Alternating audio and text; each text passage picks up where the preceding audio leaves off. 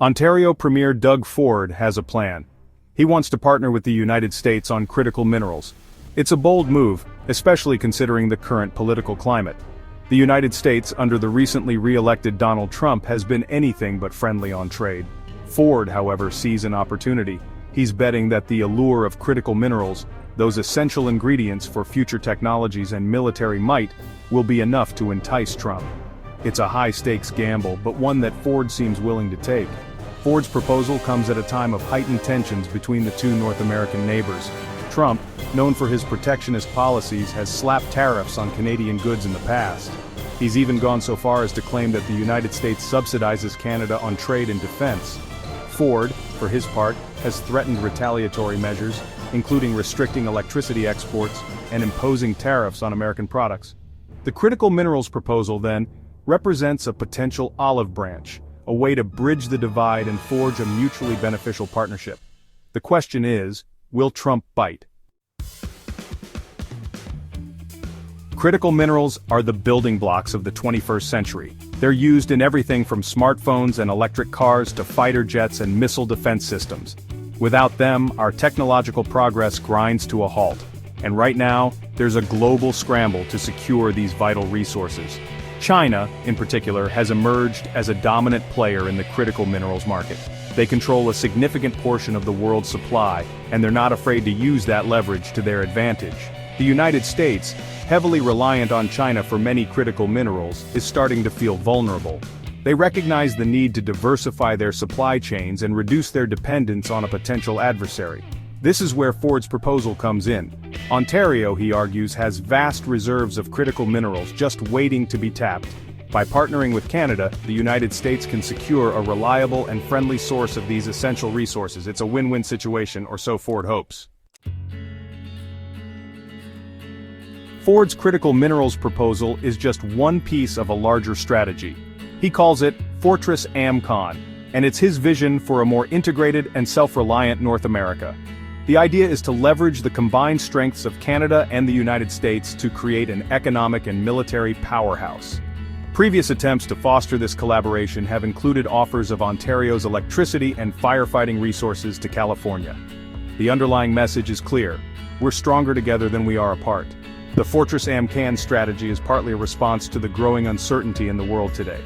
With rising geopolitical tensions and the threat of climate change, Ford believes that North America needs to stand united. By pooling their resources and working together, Canada and the United States can better protect their interests and ensure their shared prosperity. The critical minerals partnership, then, is about more than just securing raw materials. It's about building a stronger and more resilient North America for the future. Section 4. Untapped Potential, the Ring of Fire, and its Challenges.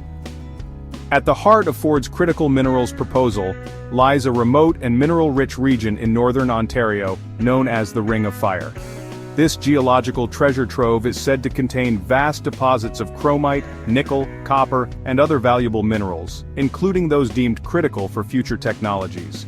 The potential of the Ring of Fire is undeniable, but so are the challenges. Accessing this remote region with its harsh terrain and limited infrastructure has proven to be a logistical nightmare. The development of the Ring of Fire hinges on the construction of a costly and controversial all-season road. Despite years of promises and studies, the project has been plagued by delays and setbacks. Environmental concerns, indigenous land rights, and the sheer scale of the undertaking have all conspired to stall progress. While the Ford government has expressed its commitment to developing the Ring of Fire, it remains to be seen whether they can overcome these obstacles and unlock its full potential.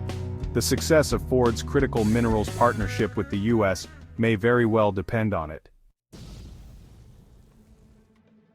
Section 5. A trade war looms, tariffs and retaliation. The future of Ford's critical minerals proposal hangs in the balance. Trump's stance on Canadian resources has been dismissive at best. He's publicly stated that the U.S. doesn't need what Canada has to offer, specifically mentioning cars, lumber, and dairy. Whether this disdain extends to critical minerals remains to be seen. However, Trump's history of protectionist policies and his penchant for using tariffs as a bargaining chip suggest that a trade war is always a possibility. Ford, for his part, has not ruled out retaliatory measures if Trump decides to play hardball. Restricting electricity exports to the US, a move that would hit several states hard, is one option on the table. Imposing tariffs on American products is another. The situation is further complicated by the ongoing trade tensions between the two countries. The renegotiation of NAFTA, the imposition of tariffs on steel and aluminum, and the ongoing dispute over softwood lumber have all contributed to a climate of mistrust and uncertainty. It's against this backdrop that Ford's critical minerals proposal must be viewed. Whether it represents a genuine opportunity for collaboration or simply another bargaining chip in a high-stakes game of trade war remains to be seen. One thing is certain, the stakes are high, and the outcome will have far-reaching consequences for both countries.